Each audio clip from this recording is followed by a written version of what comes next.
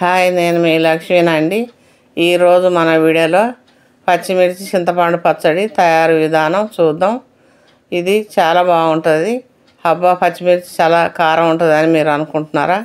ఉండదండి, మనం తినగలిగినంతే ఉంటుంది. దీన్ని బాగా వేయించి, పచ్చిమిర్చిని బాగా వేయించి నువ్వులు, చింతపండు, ఉల్లిగడ్డ వేస్తాం కాబట్టి ఎక్కువ కారం అనిపించదు, చాలా కమ్మగా ఉంటుంది.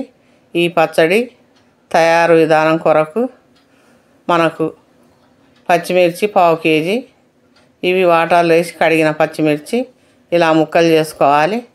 ముక్కలు చేసుకుంటే మనకు వేయించడానికి చాలా తొందరగా అయిపోతుంది. ఇవి ముక్కలు చేసి పక్కన పెట్టేసి పొయ్యి మీద ఒక ప్యాన్ పెట్టి 1/2 స్పూను మెంతులు, 1 స్పూను ధనియాలు వేసి ఇవి బాగా వేయించండి. వేగిన తర్వాత 1 స్పూను జీలకర్ర, 5 స్పూన్ల నువ్వులు వేసి ఇవి చిటపటం అనే వరకు వేయించండి. వేయించి మిక్సీ జార్లో పోయండి. పోసి అదే ప్యాన్లో 2 స్పూన్ల నూనె వేయండి. వేసి పచ్చిమిర్చి వేసి దీన్ని బాగా కలిపి మూత పెట్టేసి మధ్యలో మధ్యలో తీస్తూ వేయించండి. మూత తీసి మధ్యలో మధ్యలో కలపండి. ఇది చింతపండు, పచ్చిమిర్చి సరిపోను మనం వేసుకుందాము. పచ్చడి బాగుంటుంది.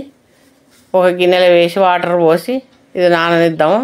మిరపకాయలు వేగే లోపల ఈ చింతపండు బాగా నానిపోతుంది. ఇప్పుడు మిరపకాయలు ఇలాగ వేగిన తర్వాత ఇప్పుడు దీనికి కొత్తిమీర, కరివేపాకు వేసుకుందాము. వేసి ఇది బాగా కలపండి. ఇలా బాగా కలిపి మళ్ళీ కొద్దిసేపు వేయించండి. ఇలా బాగా వేగిన తర్వాత వేయించిన నువ్వులలో వేయండి. వేసి దీనికి చింతపండు వేయండి, నానబెట్టుకున్న చింతపండు, కొద్దిగా పసుపు, ఎల్లిపాయలు, సరిపడా సాల్ట్ వేసి దీన్ని మరి మెత్తగా కాకుండా ఇలా రుబ్బండి. ఇలా రుబ్బిన తర్వాత ఒక ఉల్లిగడ్డ ఇలా ముక్కలు చేసి వేయండి.